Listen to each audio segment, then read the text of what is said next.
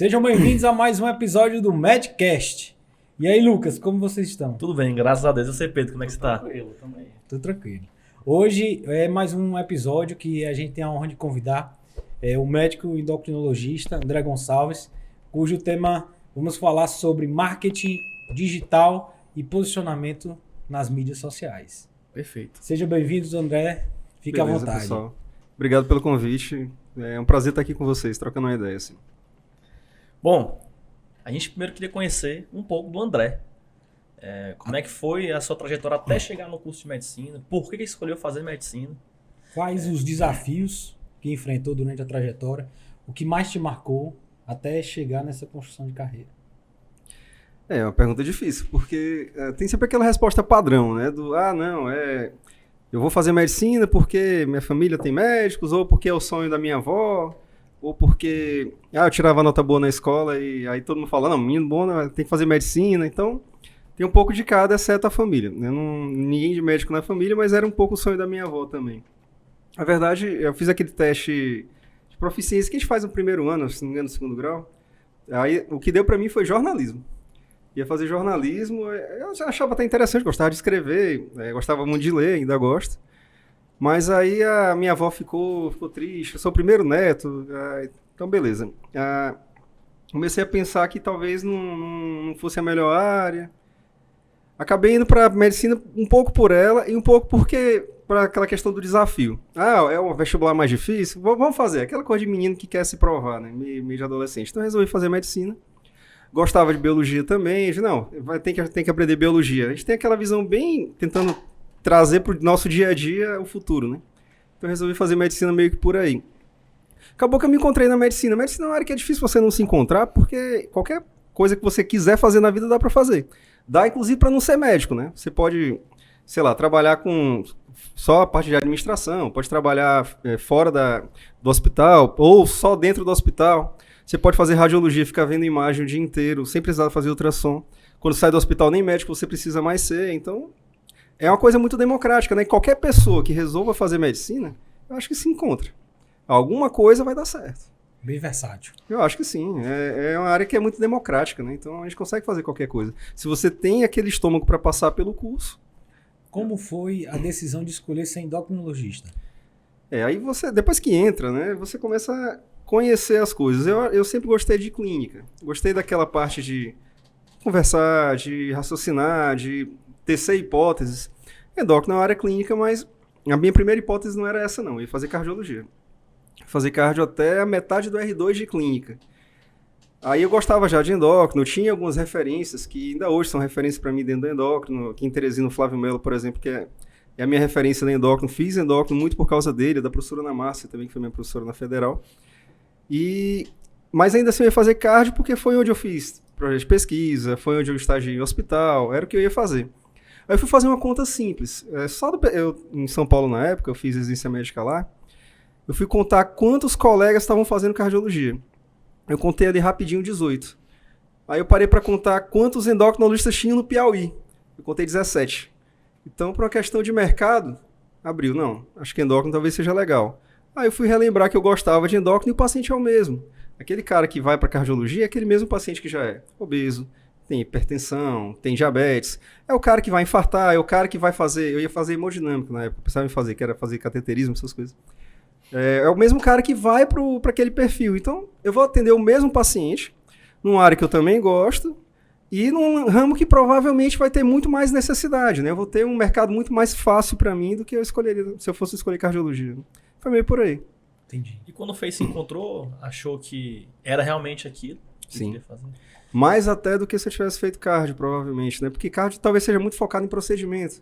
Eu gosto mais da parte clínica em si, né? Então, acho que sim. E aí, teve muita dificuldade, né, durante a residência. O que foi que te marcou mais lá em São Paulo, aqui durante o curso de medicina também, aqui no Piauí?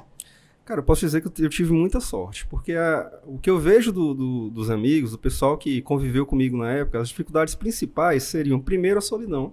Primeiro, o fato de estar longe de casa, para quem, principalmente quem é muito apegado à família, quem tem uma vida social mais intensa, com muitos amigos aqui, a dificuldade maior inicial é a questão da solidão lá, é a necessidade de estar dentro do hospital, num lugar estranho, com gente estranha, então é uma coisa que dificulta muito no início. Eu tive muita sorte porque eu fui para São Paulo, tinha família lá, tinha uma tia que me acolheu muito bem, fiquei primeiros 2 meses lá. Minha namorada na época, que hoje é minha esposa, estava comigo, vários amigos de turma estiveram comigo lá também. E eu estava no hospital, eu fiz clínica no Servidor Estadual de São Paulo, em que todo mundo era de fora, estava todo mundo ferrado igual. Então, a gente meio que fez a nossa família. Então, essa primeira dificuldade foi embora. Como eu já tinha essa cabeça de querer ir para fora, de qualquer jeito, eu já tinha meio que internalizado o que era necessário, o que precisava, como seria morar fora. Então eu não tive tanta essa dificuldade de me adaptar a morar sozinho lá. Tinha todo esse apoio de amigos, de família lá, inclusive, os próprios colegas do hospital. A medicina em si é diferente também. A forma de pensar na medicina. Mas aí com a coisa que você quer muito, e é meio que o seu sonho, não, eu quero ir para aquele hospital, aquela coisa enorme, linda, não, aqui deve fazer uma medicina de ponta. Você se adapta, R1 é aquele escravo que fica feliz ali, né? Você trabalha o dia inteiro, domingo a domingo, sorrindo, não reclama de nada, pega plantão extra, sossegado, porque é meio que a tua expectativa é aquela, né? É o cara que, sei lá, que jogava aqui no River, no Altos, e vai jogar no Corinthians, no Flamengo. Então ele vai feliz. Você chegou onde queria, né? Você construiu toda a sua história aqui e chegou justamente no seu sonho, que foi naquele serviço lá em São Paulo, Sim. né? Chegou a pensar em desistir? Nunca. De jeito. Até porque eu sempre tive apoio, né? Eu acho que quem desiste normalmente é quem não tem apoio. Quem não. Assim, muitas vezes você não se encontra. Você vai, sei lá, para uma especialidade que quando chega lá é uma coisa totalmente diferente do que você pensava. Mas mesmo esses, na maioria das vezes ainda se adaptam, encontram o apoio dos colegas, de família, de quem quer que seja, e conseguem driblar isso aí. Aquele cara que está isolado, que não tem apoio, que se sente sozinho, acho que esse é o cara propenso a desistir. Eu, graças a Deus, nunca tive isso, então foi tranquilo. André, você foi para São Paulo pensando em ficar lá ou pensando em voltar? Pensando em voltar. Sim, voltar. Até por isso eu fiz aquela conta, né? No Piauí tem poucos endócrinos. Hoje em dia tem o triplo disso, graças a Deus. A sociedade está crescendo bem. Mas a minha ideia sempre foi voltar. Agora, eu confesso que teve épocas que eu quis ficar. Você começa a crescer, você começa a fazer uma rede de relacionamentos interessante lá, começa a ter oportunidades boas de emprego, você acaba pensando nessa perspectiva. Então, eu passei um bom tempo cogitando ficar lá. Até que voltei para a realidade. Não, quero ir para casa. Na época eu já era casado, minha esposa meio que deu o golpe na barriga, ela disse que eu que dei o golpe da barriga, né? Mas que ela, né, era uma época que ela queria ficar mais do que eu até. Mas aí isso acabou precipitando uma coisa que já era a expectativa nossa mesmo. E assim, nessa volta para casa, para Teresina, foi difícil se inserir no mercado, na endocrinologia? Eu tive, assim, vai acabar parecendo que eu vou só elogiar todas as mil maravilhas. Sempre tem dificuldade. Mas eu também tive muito apoio. Eu não posso reclamar de nada. Eu fui muito bem recebido aqui. O pessoal fala muito dessa história de, não, quem vem de fora tem alguma restrição. Como quem vai de fora para lá também tem. Em nenhum momento. Sempre fui muito bem acolhido, tanto na residência de clínica, de endócrino lá, e também na volta aqui. Eu já tinha, antes de voltar, feito alguns contatos, inclusive os colegas endócrinos aqui, já tinha conversado com eles, então eu já sabia que ia encontrar um terreno razoavelmente favorável. Não ia ter consultório cheio no dia seguinte, mas eu sabia que eu não ia morrer de fome, que eu tenho de trabalhar, então foi tranquilo. Até porque o mercado também, na época, era bem menor, né, mas a cidade também era bem menor. Era uma época, vamos assim, anterior àquele boom que teve de commodities no Brasil no começo do século XXI. Era uma época que a cidade era mais pobre, os plantões eram mais escassos, pagavam mais barato. A briga por emprego público era muito maior, então não foi uma época tão fácil. Quando eu voltei, isso já estava mudando um pouco. O Brasil tinha melhorado, estava crescendo. Eu peguei uma condição econômica mais favorável do Brasil, então isso também entrou. Então eu não posso reclamar realmente, eu posso dizer que tive sorte em todos os aspectos. Teve algum desafio nessa jornada? Rapaz, tem vários, né? Vários Mas o desafios. que mais te marcou, assim? Bom, a gente tem aquela expectativa de querer fazer sempre o melhor, né? De querer sempre, sei lá, cumprir aquele roteiro meio que de filme. Não, termina a graduação, faço vestibular, ok, vamos entrar, termina a graduação, vamos entrar, quero entrar no melhor lugar, quero fazer mestrado, doutorado, etc. Aquele caminho bem linear, bonitinho. Quando você chega, acabou, graças a Deus, tudo dando certo, né? Mas quando chega aquele momento em que às vezes você começa a duvidar que será que vai dar? Que você vê muita gente, às vezes, que se dedica mais, gente que é mais preparada mesmo, desde sempre, gente com um nível cultural maior, você começa a duvidar que se vai dar certo ou não. Então, tentar manter o foco, não se desesperar, achar que as coisas vão acontecer no tempo certo, se não der certo esse ano, vai acontecer no próximo. Acho que foi um desafio grande para mim e acho que é o maior desafio para todo mundo, né? Manter a fé em si. Isso nem sempre é fácil, mas dá para fazer. Eu não tive grandes empecilhos, deu para tocar a vida quanto a isso, né? Eu não consigo lembrar de uma situação que eu tenha tido uma grande decepção, que eu tenha tido uma grande intempérie que tenha atrapalhado, não. Não posso dizer mais que isso, não. É mais a expectativa das coisas não darem certo como a gente planeja. Mas no final acaba dando certo, de um jeito ou de outro. André, com tantas dúvidas assim nesse período, além da sua fé, o que foi que mais te motivou a acreditar que ia dar certo? Cara, a gente tem que confiar em si, né? Se você está num ambiente que você sabe que tem todas as condições, você tem todo o apoio principalmente afetivo, né? Apoio afetivo de família, amigos. Você tem a condição de estudar, as pessoas que estão ao seu lado são, de certa forma, concorrentes, mas já acolheram como irmão. Então, você sabe que só depende do teu esforço individual e depende da cabeça. Então, para muita gente, eu sei que é bem mais difícil, tem muito mais coisa para enfrentar. Talvez não tenha a mesma estrutura familiar, de amigos, de círculo de amizade, de networking para chegar lá na frente. Às vezes está em lugares que a receptividade não é tão boa. Eu não posso reclamar disso nem na residência clínica, nem na de endócrino. Fui super bem acolhido. Mas eu sei que para alguns outros não é, né? Então, se você tem tudo na mão, sabe que só precisa do teu esforço individual, você não tem como não se motivar, né? Você sabe que, se você sabe bem o que quer, e sabe que o caminho é aquele, e vê as pessoas te mostrando que o caminho é aquele, é só você percorrer. Nem sempre é tão fácil, nem sempre a gente tem isso na cabeça, né? Eu tinha, então eu não tive tanta essa dificuldade, não. E nos últimos anos pra cá, você começou a se posicionar muito mais nas redes sociais, né? Você começou a ser muito mais presente, conversar muito mais com seus pacientes, seu público em si, em geral. Como é que isso começou? Como é que você viu que isso era importante? Cara, foi meio que por acaso, viu? Na verdade, quem me conhece sabe que eu sou bem tímido. Eu sou mais encabulado, sou mais fechado. Mas eu tenho em alguns momentos, quando eu tô mais à vontade, eu me solto mais. Essa vontade, com todo mundo tranquilo. E as redes sociais, eu acabava tendo um público um pouco mais restrito. Comecei mais de farra mesmo. Primeiro Facebook, depois o próprio Instagram. Mas com público restrito. Amigos, os alunos mais próximos. Então eu me permitia ficar mais à vontade, interagir. E eu via que as pessoas percebiam um pouco a diferença, que o André ao vivo é diferente do André nas redes sociais. Aí você vai postando, você começa a ver que tem uma certa receptividade. Eu comecei a ver que... eu vou deixar... a maioria dos colegas que precisavam de um canal de acesso direto ao público de forma mais ampla. Eu tinha alguma inserção na mídia, tinha alguma representatividade por ser professor, então tenho contato com os alunos que acabam reproduzindo aquilo. Mas o alcance acaba sendo pequeno, então eu percebi que tinha que ter uma forma de me comunicar mais fácil com todo mundo e passar um pouco as ideias que eu tenho, as impressões que eu tenho de medicina, de vida, de saúde. Eu achava que tinha que contribuir de alguma forma.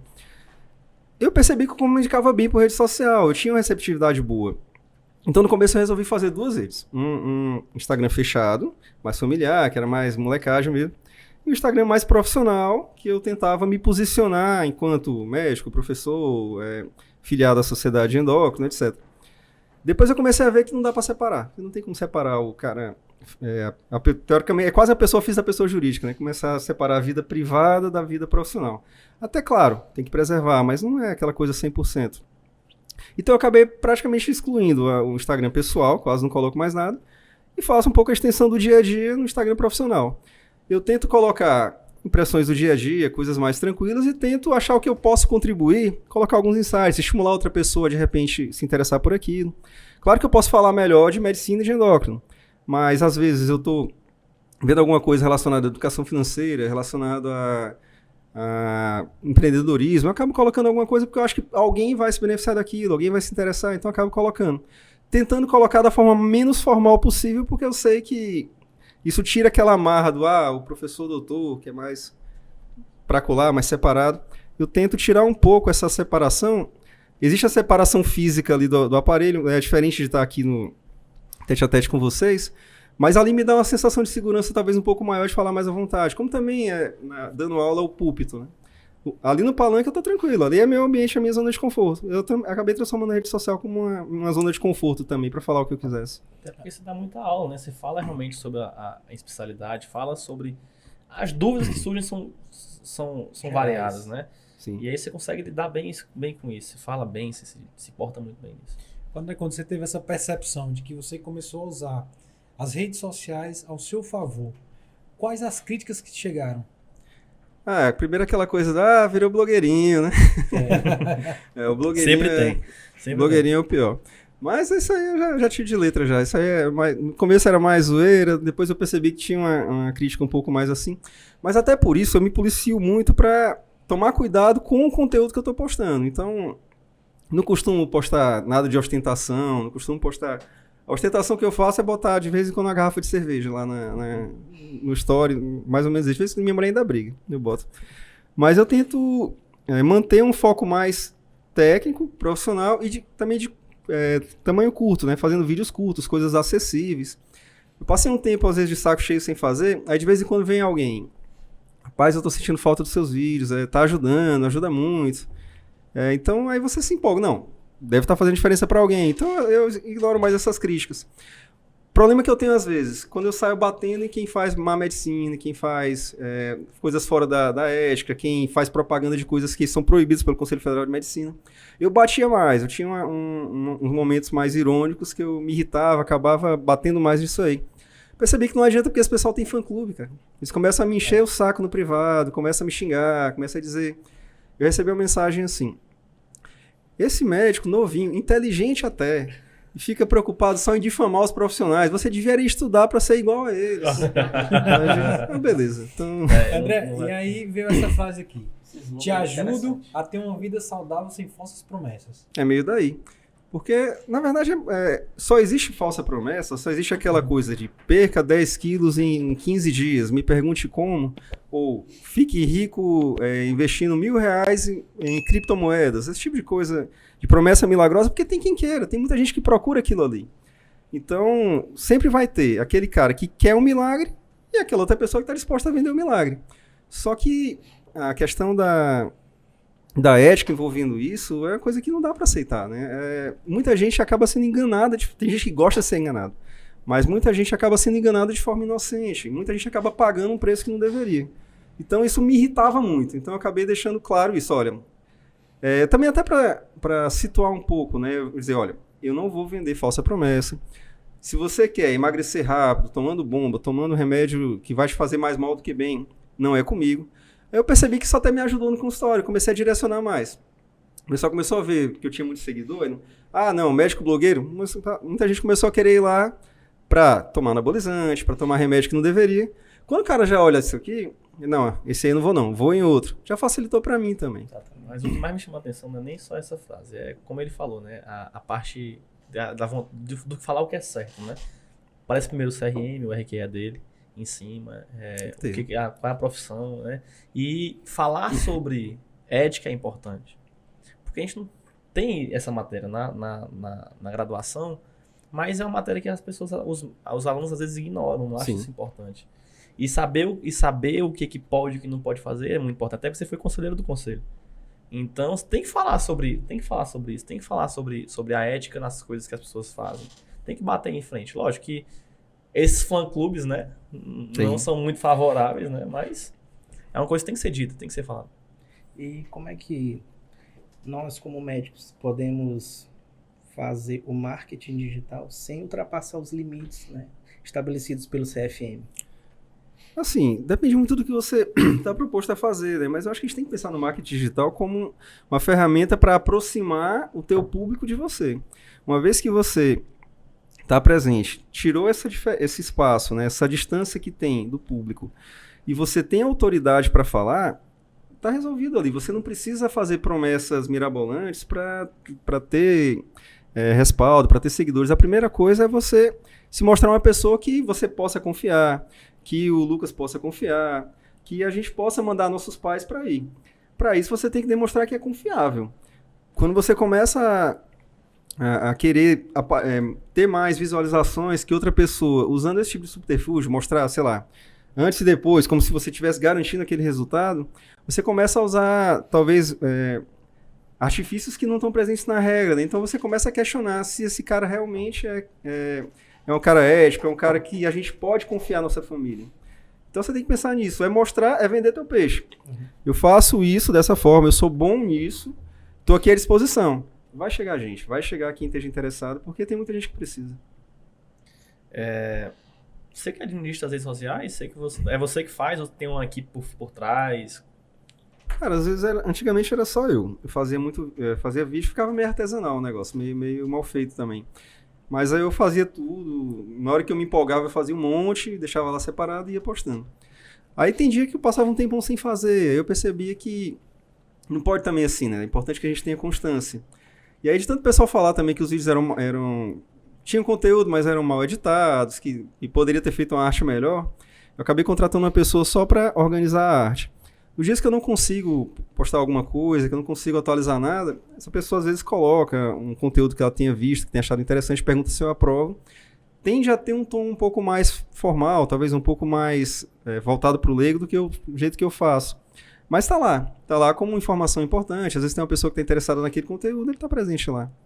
Então eu tenho esse tipo de ajuda hoje. As artes hoje são um pouquinho mais aprumadas. Quando tiver uma ruim, uma mal feita, essa aí foi eu. Mas o conteúdo é você que produz, né? Assim, a questão de falar sobre a medicina, o que vai falar é você que faz. A maior parte sou eu, mas eu tenho que confessar que tem dias que não. Tem dias que ela coloca, né? Essa pessoa é uma jornalista de Fortaleza que ajuda. Ela sempre pergunta se eu aprovo. Eu vejo o conteúdo para ver se tem alguma coisa errada, mas nem sempre eu mudo a forma que está escrita, não. Então, as pessoas que me conhecem há mais tempo sabem. Tem hora que... isso aqui não foi o André. Isso aqui foi o André que colocou. Porque tem uma certa diferença. E converteu bem esse público, né? Teve essa conversão.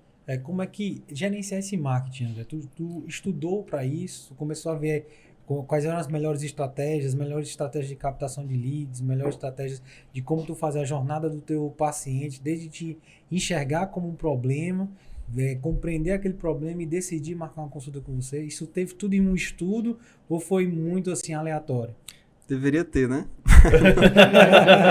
Não tem, cara. Foi uma coisa meio intuitiva. A minha ideia era só aproximar. Eu tinha duas ideias principais. A primeira era me aproximar do público.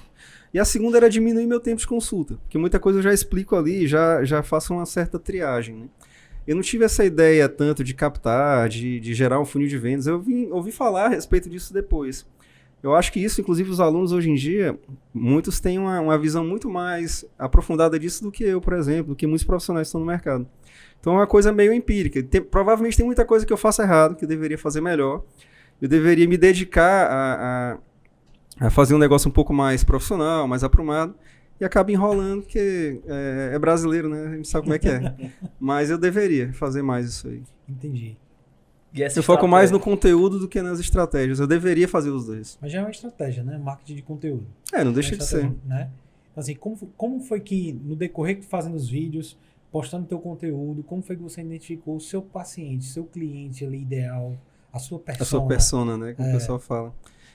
Sim, eu comecei a pensar o que eu queria. Que era o paciente que eu queria atender. Então, a primeira coisa, eu queria atender um paciente que realmente estivesse precisando de mim, do que eu poderia oferecer de melhor. O que eu posso oferecer de melhor, claro, tratar doenças, tudo, mas oferecer qualidade de vida. O conceito de qualidade de vida é um pouco diferente, talvez o conceito que é vendido em redes sociais. O conceito de qualidade de vida que eu tenho é aquela pessoa que dorme bem, acorda bem, tem disposição durante o dia, que está satisfeita com o trabalho, com a vida, com os amigos, com a família, que no fim de semana relaxa, fica tranquilo, e que tem saúde ok, física, taxas normais, que tem uma expectativa de vida boa, não só porque as taxas estão adequadas, mas também porque vale a pena aquele paciente viver aquele tempo todo. A expectativa de vida, a qualidade de vida que é vendida nas redes sociais é aquele cara que tem um corpo muito bem definido e que tira as fotos dos melhores fundos de rede de ambiente qualquer. Esse não é o meu perfil, isso eu já não consigo fazer. E os pacientes que eu tenho, as pessoas que eu conheço que têm essa condição física definida, bem que acaba virando espelho, né? O padrão Graciani, por exemplo, né? São pessoas que levam uma vida em prol daquele corpo. O corpo deixa de ser um instrumento para ter uma qualidade de vida. A vida que passa a ser um instrumento para manter o corpo. Então é uma coisa que não serve para mim. E eu vejo muita gente que pensa que consegue aquilo de forma fácil.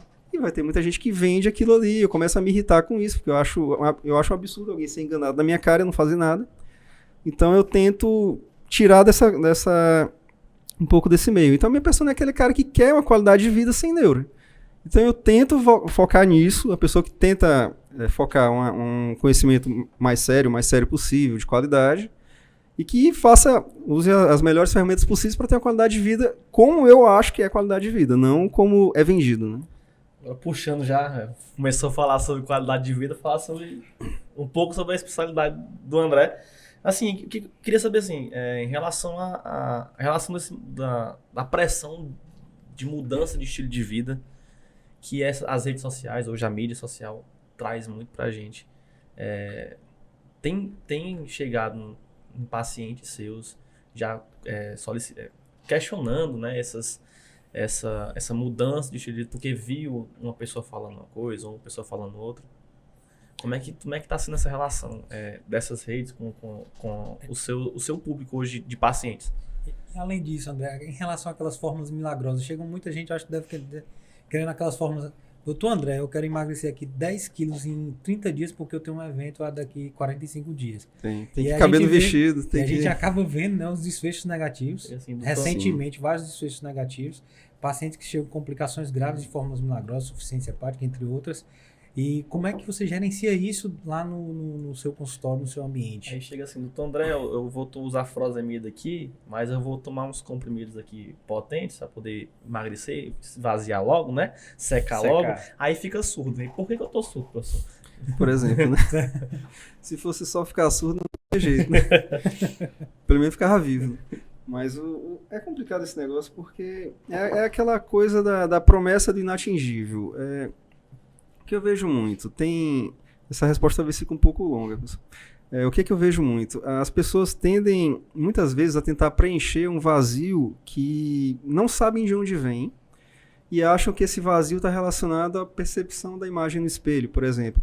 As pessoas querem uma forma de se sentirem melhor sem pensar por que não estão se sentindo bem, por que estão tristes, porque, sei lá, o casamento não está legal, porque não está bem no trabalho, ou porque não se sente realizado como esperava que ia estar, sei lá, 10 anos atrás.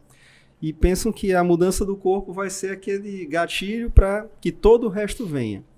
Então as pessoas encaram muito o aspecto físico, né, a percepção de que aquilo é a mudança de vida com aquela felicidade que é mostrada em rede social, né?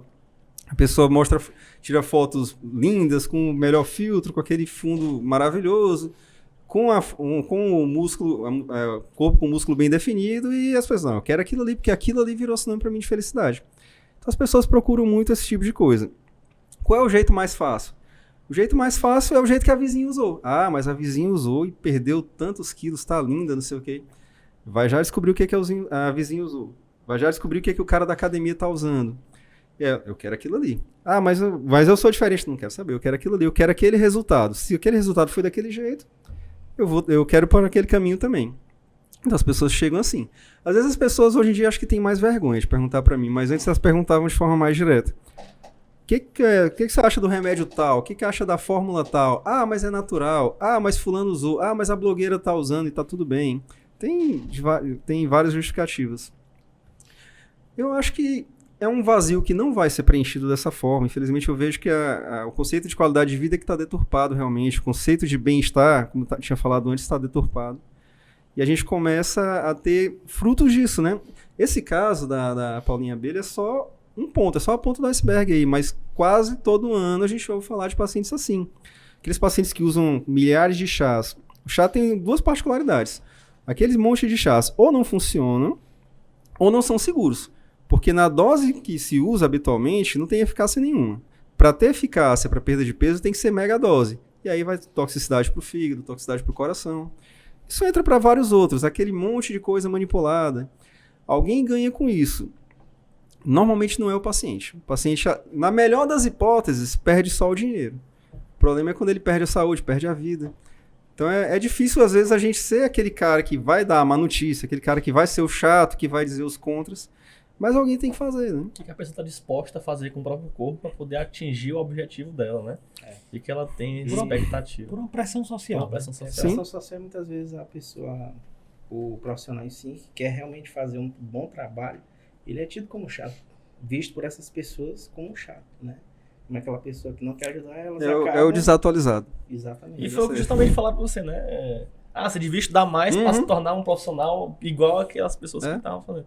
Isso é muito complicado. Aí depois chega o paciente lá no pronto atendimento, ictérico, 4 cruzes de 4, porque 30 e poucos anos, tava falando aqui mais, 30 e poucos anos, porque tava usando Os chás os milagrosos. chás milagrosos, né? Só que Injetáveis. tem Isso, demais isso isso é aí. muito complicado. Fora os que nem chegam, a gente não fica nem sabendo. Nem né? sabendo. A gente gerencia muito isso, né? Durante o dia a dia. Esse chip da beleza.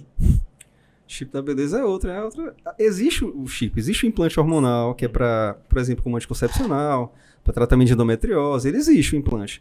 O que acontece é que estão fazendo implantes manipulados para incluir uma dosagem maior de testosterona, maior de anabolizante, aí começa a usar como anabolizante. Aí já é outra história. É da beleza porque diminui massa gorda, aumenta a musculatura, mas na hora de tirar as fotos, o pessoal esconde a acne, esconde os pelos, esconde a maior oleosidade da pele. Fora mudança de timbre de voz, que acontece de vez em quando, né? Aquela voz mais de pato, né? Que a galera fala. Quando não tem aumento de clitóris, tem a lista de problemas. Sim, Isso aí tem tudo isso aí Infinidade de aparece. efeitos Infinidade de adversos, né? efeitos. Aí vamos falar então um pouco agora sobre as medicações para emagrecer. Pronto, e falando de medicações, doutor André, já chegou marcas querendo te patrocinar para falar sobre alguma medicação ou droga? Assim, tem duas situações. Eu sou palestrante de alguns laboratórios. É bom que até que isso fique claro mesmo, mas de medicamentos relacionados a diabetes. Então, eu só dou palestras para médicos dentro do âmbito da Sociedade Brasileira de Endócrino. Então, as reuniões da Sociedade Brasileira de Endócrino, Piauí, às vezes Maranhão, às vezes Ceará, a indústria farmacêutica faz encontros para explicar como é que a droga age. Nisso já fica claro. No começo, o primeiro slide já tem lá, declaração de conflito de interesse. Já deixo claro que fui contratado para trazer esse material. Existe uma coisa chamada compliance, né? Que é a necessidade de agir de acordo com as normas, que são normas éticas, normas de segurança, normas legais. O laboratório é obrigado a seguir isso e ele é muito fiscalizado para seguir isso. Então, dentro dessas normas de compliance, sim, eu já faço com frequência. Ontem à noite mesmo eu fui dar uma palestra na Sociedade Brasileira de Diabetes aqui do Piauí, uma palestra patrocinada pela indústria farmacêutica. Isso é uma coisa. Existem de vez em quando laboratórios mais de farmácias de manipulação ou de empresas que vendem suplementos, cápsulas, essas coisas que querem ter alguém para associar a imagem. Mas eu tinha mais esse tipo de oferta no começo. Hoje em dia acho que não vem mais porque eu já deixo bem claro qual é meu público na rede social, então isso já facilita para mim. Então, independente de ser uma palestra patrocinada ou não, eu não falo sobre uma coisa que eu não acredite ou que eu não recomende. Então não faz sentido eu chegar lá, ser pago para chegar lá e dizer que, olha, isso aqui não presta, isso aqui não é seguro, isso aqui é perigoso. Então o pessoal nem tenta mais. Hoje em dia eu estou bem confortável com isso. Excelente. E eu usou justamente a rede social para poder afunilar, Sim. né, essa procura por tentativas, né, de levar a poder falar um pouco mais sobre as medicações, falar sobre determinados assuntos que não está à vontade para poder falar. De uma maneira técnica. Exatamente, de maneira técnica. Normalmente, quem vende esse tipo de produto procura as pessoas que usam para usar como exemplo, né? Então, quem faz propaganda mesmo é blogueiro, às vezes profissional de educação física, fisiculturista, são as pessoas que, em geral, são procuradas para fazer esse tipo de propaganda. E na pandemia, como é que foi essa ligação das redes sociais com o seu público? Como é que você conseguiu fazer essa interligação, né? Eu acho que ficou mais intensificado, né? Sim. Na pandemia você ficou em casa nem que não quisesse, né? Então, eu nunca pensei na vida que ia passar por uma situação que eu fosse proibido de trabalhar. Então, a gente se programa para tudo na vida, né? Eu tenho seguro de vida, tenho previdência privada, oriento tudo em casa como é que deve ser feito. Mas a possibilidade de não poder trabalhar, de tá saudável e ser proibido de trabalhar, eu nunca tinha pensado que fosse acontecer. Então eu fiquei muito tempo em casa, muito tempo ocioso. Depois acabei indo para ajudar na linha de frente da Covid, mas esse tempo que eu fiquei ocioso, a gente tinha muita discussão na sociedade de endócrino. Uns dizendo que estava correto, que era perigoso, que realmente é, né? A gente viu, tá vendo ainda, né? A desgraça que é a questão de Covid. Mas, ao mesmo tempo, tinha uma ala que falava, isso vai dar problema, porque a gente tem um monte de doente crônico que vai ficar desassistido. Consultórios todos fechados do dia para a noite. Aquele cara que está tratando pressão alta, colesterol, obesidade, osteoporose, diabetes, esse tipo de coisa, todo mundo desassistido. Não, vamos pelo menos fornecer algum conteúdo para que esse pessoal se mantenha dentro do possível com controle. Então daí surgiu várias lives que eu fiz nesse período de pandemia, muitos vídeos explicando, até para tirar um pouco desmistificar um pouco a relação de Covid com essas doenças. Então eu acabei fazendo muitos vídeos relacionados a isso. Deixei salvo lá exatamente para tentar ajudar. E como eu, vários outros profissionais, né, fizeram isso também. Tempo foi uma época que eu tinha bastante, né? Então eu podia reclamar de tempo. Podia reclamar de um monte de coisa. Liseira, por exemplo, podia reclamar. Mas tempo não. Tempo estava tranquilo. Gerenciado o tempo. Foi bem gerenciado. Sim. Vamos encher e lembrar o nosso público. Das perguntinhas. Isso aqui é a melhor parte desse programa. Você não tem ideia de como isso aqui é prazeroso falar. Pessoal, não se esqueçam de se inscrever no nosso canal no YouTube. Isso é importante. Seguir o nosso Instagram, med.cast. Exatamente. Ativar aquele sininho maroto, dar aquele like que ajuda a gente de uma forma que vocês não têm ideia de como é que ajuda a gente. E antes da gente seguir, eu vou já pegar um pouco mais, completar aqui nossos copos. Importante. É muito importante. É muito importante. E a gente vai seguir para as perguntas da nosso público, né? Que a gente abriu uma caixinha de perguntas no Instagram e a gente precisa dar essa aproximar esse público e dar essa resposta para eles. Eu vou já mandar para vocês também, para vocês poderem também fazer as perguntas. Vou começar aqui por uma. Já falamos um pouco sobre endócrino, né? Vamos agora falar um pouco mais sobre esses emagrecedores, né? Que as pessoas usam tanto esse termo. Como é que o inibidor de SGLT2 atua como redução de peso? Assim, ele faz o princípio básico dele é fazer glicosúria, fazer perda de glicose pela urina. Então, sabe o ladrão de caixa d'água? A água chega a determinado valor, começa a vazar. É a mesma coisa, ele coloca o cano do ladrão um pouco mais baixo. Então a glicose sobe menos e já começa a sair pela urina. Por que isso emagrece? Porque aquilo é caloria, né? Você vai perdendo caloria pela urina. Coisa curiosa, né? Você vai urinar ali e vai emagrecer. Bacana demais. O corpo se defende daquela perda calórica liberando alguns hormônios que diminuem a gordura visceral, essa gordura mais abdominal. A gordura periférica, de quadril, de perna, acaba se mantendo, mas a gordura visceral cai. Ninguém perde 10, 15 quilos assim, mas 3, 4 quilos, principalmente de gordura visceral, é perdida. Então tem todo esse benefício. Há uma certa perda de peso, alguns perdem mais que outros, né? E o principal, o diabetes fica bem controlado. Há uma redução da pressão, porque aquilo acaba sendo um diurético, né? Você acaba melhorando a pressão também. Você melhora o peso, melhora a pressão, melhora a glicose. Você acaba diminuindo o risco de problema cardíaco. Então é um tratamento interessante, sim. Vale a pena. Claro, ele é aprovado para tratamento em diabetes tipo 2. Hoje em dia a aprovação é essa. Mas nos pacientes diabéticos é uma medicação muito boa, também por isso, pela perda de peso que causa. Mas o paciente não diabético?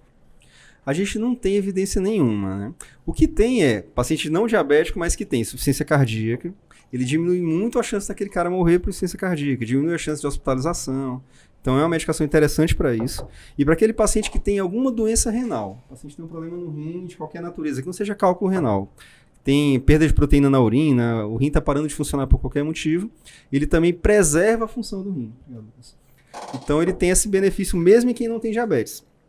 Fora daí, já seria o que se chama de off-label, né? Aquele paciente que está usando a medicação, mas ela não está indicada em bula. É possível que o paciente emagreça? É possível, mas eu não tenho nenhum dado robusto para dizer. O paciente vai emagrecer tantos quilos. Eu espero que seja mais aquele cara que tem diabetes, porque como ele elimina a glicose na urina, vai eliminar mais glicose quanto mais alto está no sangue.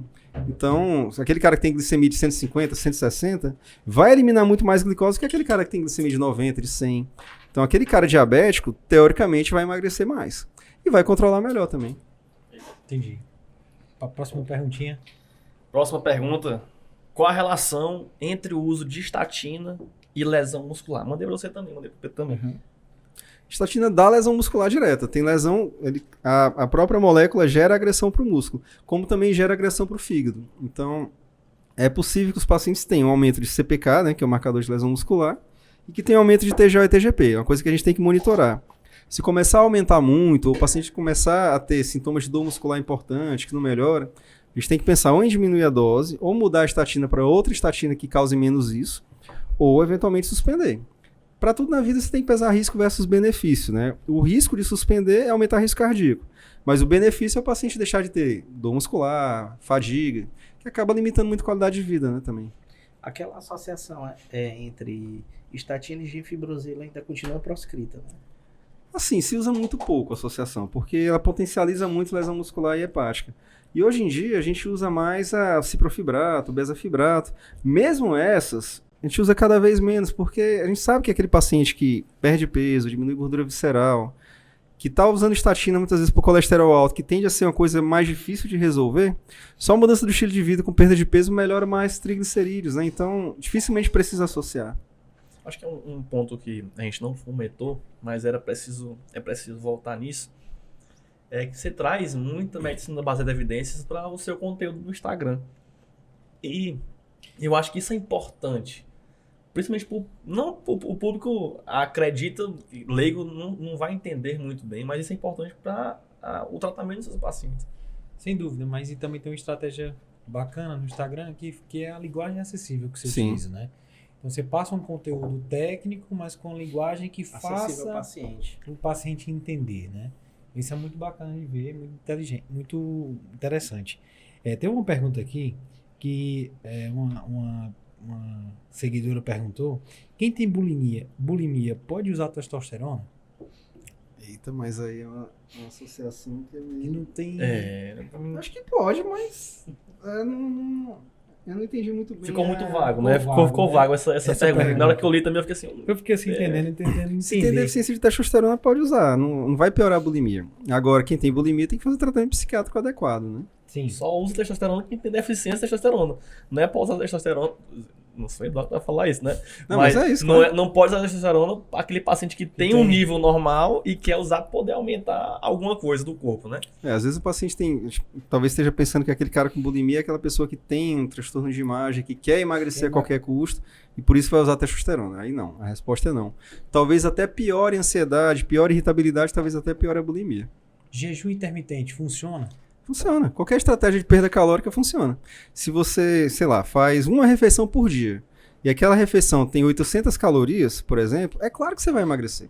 O problema é o seguinte, você vai fazer jejum intermitente a vida inteira? Como é que vai ser? O complicado é o efeito sanfona, né? Desse jejum intermitente. Esse é o problema. O grande problema é o dia seguinte.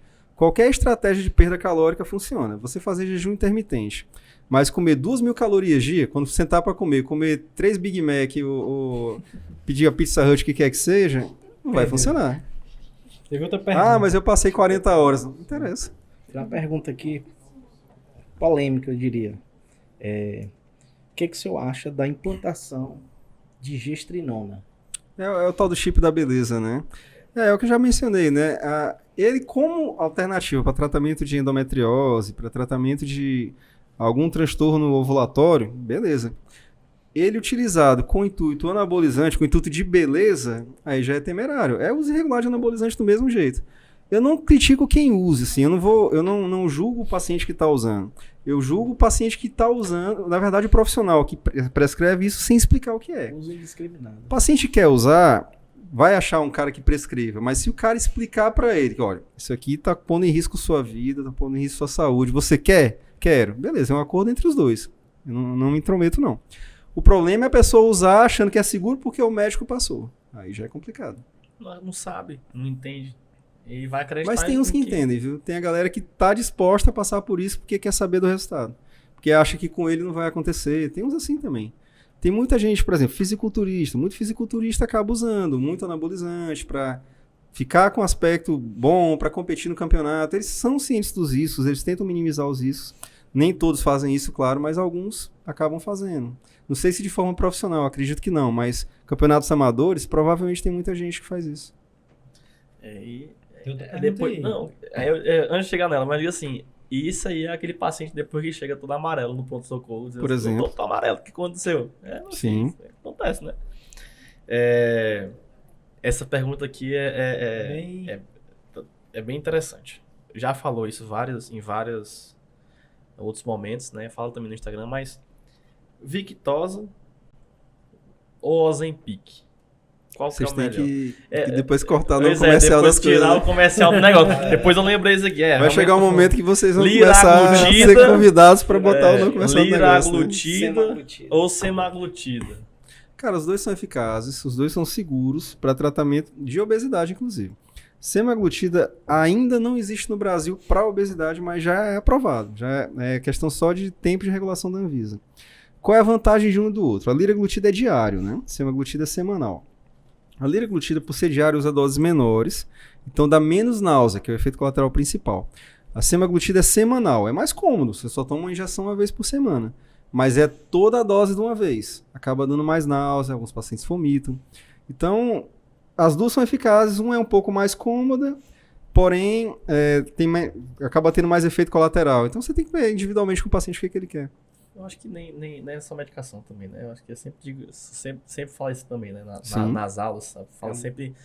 É um combo, né? É a mudança do a estilo mudança de do estilo de vida. Você não pode tomar essa medicação e achar que isso aí vai resolver a sua vida. Porque medicação, por medicação, não resolve nada. Até porque o efeito colateral é náusea. O principal efeito colateral é náusea, vômito. A maioria dos pacientes que tem náusea e vômito é aquele paciente que ainda faz aquela dieta rica em gordura, que toma bebida alcoólica. Isso já deixa aquela sensação de cheio. Vai ficar nauseado, não tem jeito. Então, tomar uma medicação dessa e comer uma feijoada, não vai. Eu acho que isso daí é o pulo do gato, né? Você saber separar as Sim. coisas. E as principais indicações da cirurgia bariátrica? É um ponto muito importante, porque, inclusive, quem está assistindo e vai fazer prova de residência é importantíssimo. Sim, Questão de Questão de prova. questão de prova. Quais são as indicações? O que o cara tem que fazer para poder conseguir fazer uma cirurgia bariátrica? Parar de beber por 6 meses, o que mais? Parar de beber por 6 meses é uma boa, mas não é só isso. Você tem que ter uma obesidade estável. Aquele cara que ganhou 30 quilos na pandemia, ele não é um bom candidato a bariátrica, porque ele está uma obesidade em formação ali. É aquele cara que tem 2 anos de obesidade, que já fez tratamento prévio, independente de ser medicação, de ser dieta, atividade física, mas que fez 2 anos de acompanhamento. Não conseguiu perder peso, não conseguiu normalizar. A partir daí, você vai para os critérios mesmo. Ele já cumpriu aquele cara que tem um IMC acima de 40. O que é o IMC? Índice de massa corpórea. É o peso dividido pela altura e dividido pela altura de novo. Dá para fazer na calculadora facinho. Acima de 40 teria indicação clara. Acima de 35, se tiver doenças que resolveriam com a melhora da obesidade. Hipertensão, diabetes, estetose hepática, hérnia de disco importante. Qualquer doença que perder muito peso resolveria, ou pelo menos melhoraria. Esse era o candidato. Mas antes de pensar em bariátrica, lembrar, tem que ser uma obesidade estável e tem que já ter tentado outra coisa. Você não vai começar com cirurgia. A cirurgia é um procedimento que tem baixo risco, mas não é zero risco, tem risco ainda. Ainda tem que passar por 2 endócrinos para poder fazer a... Não, basta um endócrino. Aí tem que fazer o resto. Tem que ter avaliação psicológica, Sim. Tem que ter avaliação clínica do resto. Cardiologista, pneu, mas o ponto nevrálgico mesmo é o endócrino e o psicólogo. Esses dois tem que ter. E você tem muito esse acompanhamento, né, de pacientes pós-bariátricos, então que tem essa vontade de fazer, ou então você já indicou encaminhou algum paciente para um cirurgião bariátrico por essa perda de continuidade do tratamento? Cara, acho que 1 por dia, pelo menos. Então, muita gente. Então, é uma busca frequente. Os pacientes procuram já com essa solicitação. Então, alguns nem estão pensando nisso. A gente, olha, esse caso aqui precisa, né? Então, de vez em quando vai. Em média é isso. Um paciente por dia, pelo menos, teria indicação e acaba indo. Ou chega para mim querendo, eu acabo aprovando ou não. Então, é uma coisa realmente muito frequente. O que a gente tem de dado? O cara que operou, ele tem 50% de chance de voltar a ganhar peso. Então, a gente pensa que a cirurgia é assim, um botão que você apertou e que nunca mais vai engordar. Isso não é verdade. 50% de chance, ou seja, não é uma chance negligenciável, é muita chance. Fora os problemas que podem acontecer. Você pode ficar muito bem, se você for bem triado, bem escolhido e você estiver disposto a brigar por aquilo. Mas se você for um cara mal escolhido para a cirurgia, tua vida pode se tornar um inferno. Você pode ter outros problemas, pode desenvolver desnutrição. Imagina, o cara tá fazendo cirurgia para diminuir a obesidade e ficar desnutrido. Pode ficar desnutrido. Aquele cara que tem distúrbios psiquiátricos, a comida é válvula de escape. Então, controla a ansiedade comendo. Você tira isso dele, ele vai atrás de outra válvula de escape. Álcool, drogas. Vai escolher o quê? Então, os distúrbios psiquiátricos pioram muito. Por isso que o psicólogo, às vezes, é mais importante até do que o endocrinologista nessa indicação. Então, não é para todo mundo. Quando é bem indicado, vai muito bem, mas não é para todo mundo. E até tem que passar, né, por essa Tudo na equipe equipe multidisciplinar, né? multidisciplinar, Tem né? que ter um acompanhamento. André, no consultório você atende vários pacientes por dia. Teve vários casos inusitados, com certeza. Com certeza. Mas assim, os que mais te chamaram a atenção estão relacionados a quê? Cara, tem de tudo. Essa cara baixa, assim, ainda tem coisa porque lembrou de um... Rapaz, de vez em quando eu boto, às vezes, no Twitter, alguns casos Dona Menina. emblemáticos lá. Eu boto a Dona Menina no Twitter, de vez em quando. Que tem uns casos que são curiosos demais. Lembrar de algum aqui que seja mais memorável, que vale a entrar no Medcast, né? Porque tem que ser um nível acima, né? Não é... Cara, tem de todo jeito. Bom, não tem censura, né? A gente pode... Fale o que quiser, pode ficar à vontade. Um exemplo que aconteceu, que foi até uma situação curiosa. Um paciente pós-bariátrica, por exemplo, ele acabou querendo, às vezes, desfazer a cirurgia. Não foi um só, uns 2 ou 3. Agora, para se chegar a um extremo desses, imagina o grau de desespero, assim, do tanto que a vida do cara tá bagunçada por causa dessa questão. Coisas do tipo. Gente querendo emagrecer 10, 15 quilos em 15 dias para poder entrar no vestido, para poder fazer qualquer festa, Casar, só o que formatura, tem. né? Tem de tudo, cara. Tem cada loucura, né, no consultório que... Mas a gente falou também só sobre emagrecer. Mas em relação a paciente que chega para você querendo mudança hormonal, transexuais que querem iniciar essa transformação hormonal Uhum. no corpo. Como é que você lida com isso? Tem muito paciente? Tem. Também tem muitos. Sim, é uma situação que hoje em dia é difícil de contraindicar. Se o paciente tem uma avaliação psicológica mostrando que ele não tem nenhum transtorno de imagem, que aquilo não é um subterfúgio para ter um ganho secundário qualquer, o paciente é maior de idade, ele tem direito. Se ele se identifica com o sexo oposto, assina o termo dizendo que está ciente disso, está ciente dos riscos, do que vai acontecer ou não com o corpo, ele acaba tendo direito, né? Essa é uma situação hipotética. Mas acontece com uma certa frequência até. É diferente daquele cara que vai usar de forma ilegal anabolizante. Não é a pessoa que quer, sei lá, hiperexpressar uma característica benéfica do próprio sexo. É a pessoa que quer mudar totalmente. Então, para a pessoa tomar esse tipo de decisão, em geral, tem uma decisão que já é madura. Quando chega até mim, já é uma decisão que já passou por várias instâncias, grau de sofrimento. Então, o que eu penso? Quem sou eu para julgar? Então, eu acompanho regularmente esses pacientes sem nenhuma restrição. É bem frequente. Inclusive, na faculdade mesmo, no InovaFap, na Federal, tem uns pacientes trans acompanhando. Qual é o conselho? Se você pudesse, na verdade, mudando aqui um pouco, se você pudesse voltar hoje no tempo e desse um conselho para você no início do curso de medicina, o que você falaria para si mesmo? Bom, primeira coisa, eu até já conversei algumas vezes sobre isso com alguns alunos, né? Já fiz até algumas lives com alguns alunos que são bem interessados, você conhece até alguns, são bem interessados nesse ramo, mas o que eu penso é que você não pode negligenciar nunca a medicina. Eu vejo muita gente querendo procurar o caminho mais fácil e mais prático para ganhar dinheiro.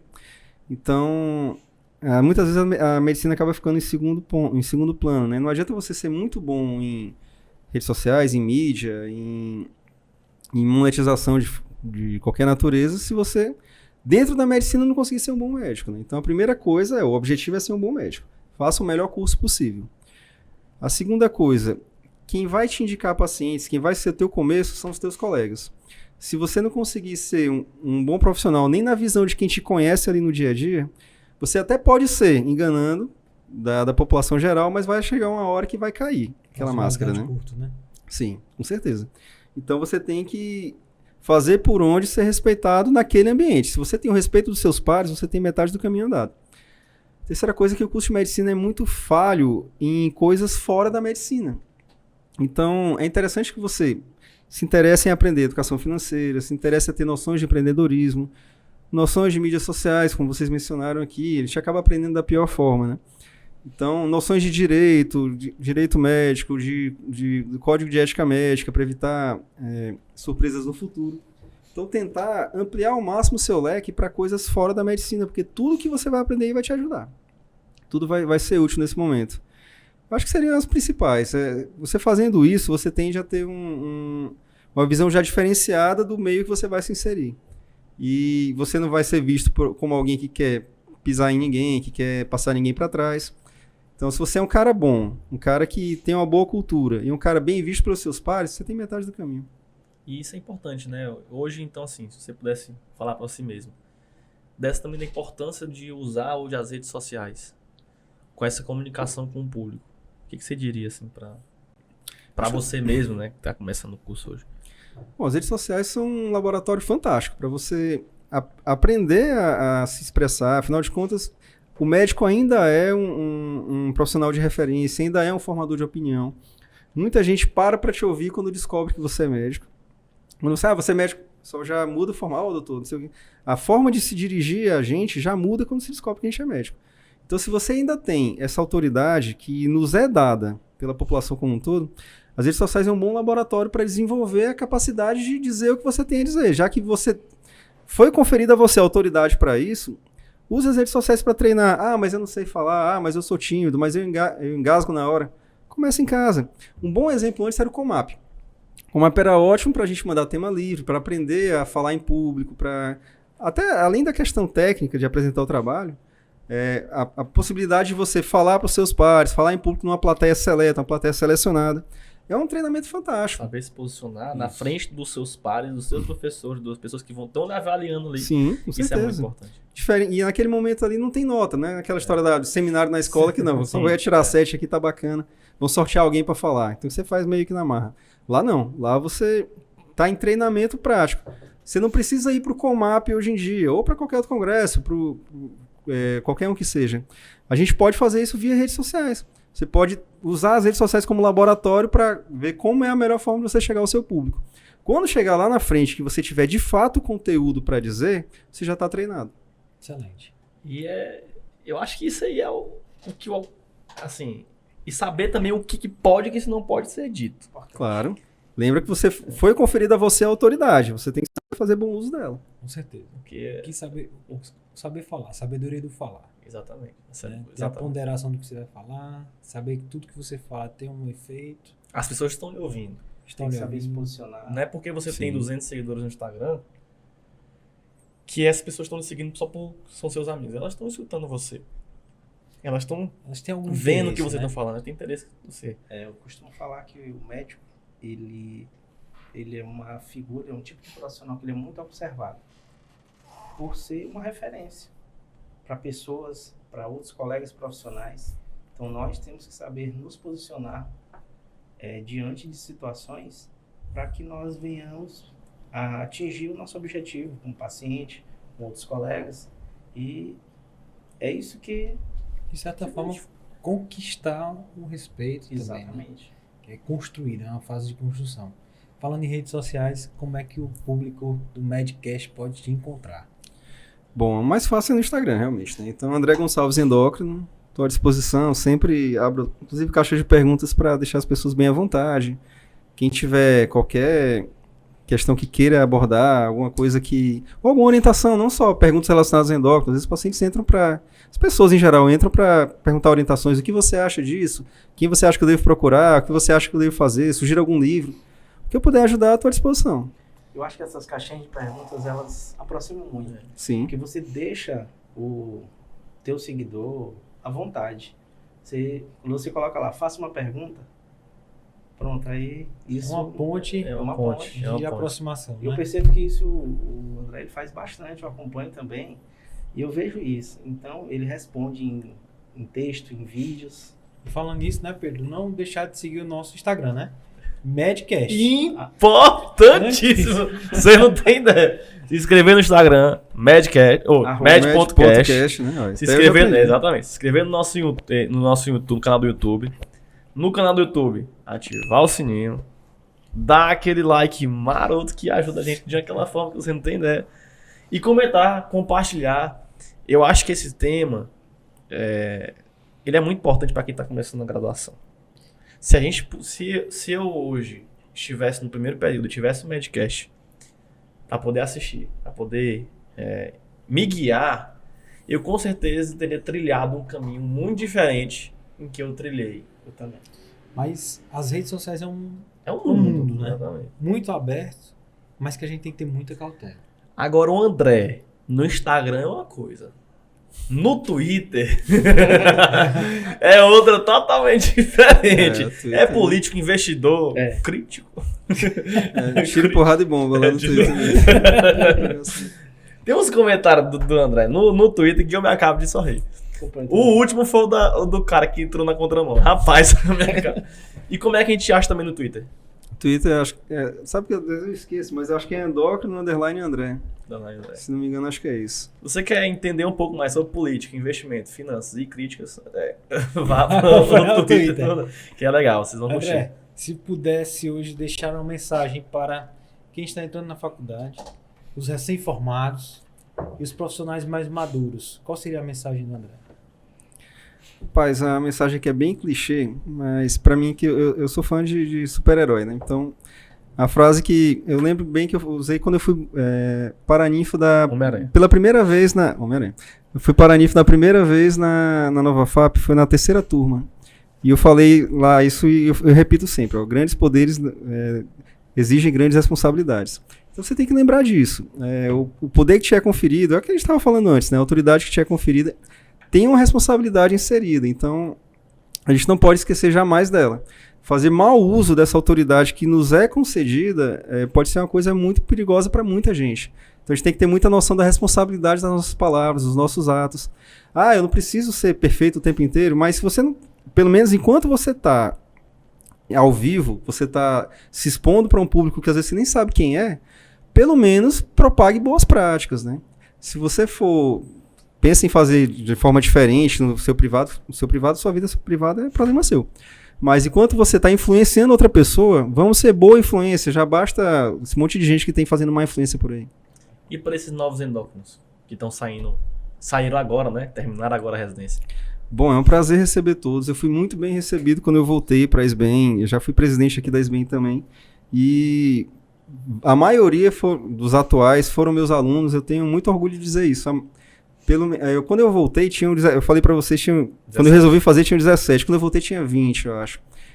Dos atuais, eu acho que pelo menos uns 10 a 15 foram meus alunos. Então, eu fico muito, muito feliz de ver a especialidade crescer. E o que for possível para que ela cresça, eu vou estar fazendo. Então, para mim, é um grande prazer que todos venham, façam endócrino, a gente precisa demais. Pra vocês terem uma ideia, 10%, entre 7,5% e 10% da população tem diabetes. Só diabetes, não estou nem falando de obesidade, nada. Então, é necessário endócrino, precisamos de endocrinologistas bons, sérios, então os que chegarem vão ter meu apoio. Maravilha. E é porque a gente só falou também só sobre emagrecer. A gente não falou sobre outros temas muito importantes da tireoide, enfim. É só o que tem. É só o que tem. É um mundo. É um mundo e que, infelizmente, vai ter que ficar para outro bate-papo. Outro bate-papo. Porque a gente não tem como agradecer a sua presença aqui. Assim, eu já falei no começo, antes da gente começar nosso bate-papo aqui, eu fico muito feliz de ter você aqui com a gente. É uma pessoa que me inspirou muito na minha trajetória durante a faculdade, inspira até hoje. Professor uma vez, professor sempre. Bom demais ouvir. E bacana, eu gosto muito de falar isso, inspirou muito, inspira até hoje. Então, agradeço do fundo do meu coração você ter aceitado o convite para estar aqui com a gente, falando sobre um tema que acreditamos ser atual, importante e que precisa ser falado e não é falado. Com certeza. Bom, eu só tenho a agradecer o convite. Quantas vezes me chamarem, ainda mais com a recepção que vocês fizeram aqui. Para mim é sempre um prazer. Eu fico feliz de ver vocês crescerem, pensarem fora da caixa. Então, para mim vai ser sempre um prazer estar presente. Sempre que vocês precisarem. Faltou alguém? Chama o André aí que a gente trocar uma ideia. Eu fico muito feliz. Tá vendo a Aline? Maravilha. Tá vendo a Aline? Olha aí. Anotar. Esse é o objetivo do Madcast. Pensar fora da caixa, trazer novas perspectivas. Falar novos sobre horizontes, empreendedorismo, finanças, coisas além, experiências, histórias de vida. E agradecemos imensamente a presença de vocês aqui hoje. Não esqueça de quê? Se inscrever no nosso canal, Ativar o sininho, dar aquele like que, meus amigos, você não tem ideia de como ajuda a gente. Eu não tô falando isso aqui de besta, não. Isso aqui é importante. Vocês precisam nos ajudar, comentem, compartilhem, dê aquela força, porque é assim que a gente vai construir uma medicina melhor. E o Instagram, med.cast. @med.cast. Muito Bacana, obrigado pela sua presença. Muito obrigado, Ítalo. Muito obrigado, Pedro. André. Valeu, pessoal. Bom demais. Até Valeu, o nosso valeu. próximo episódio. Tchau, pessoal.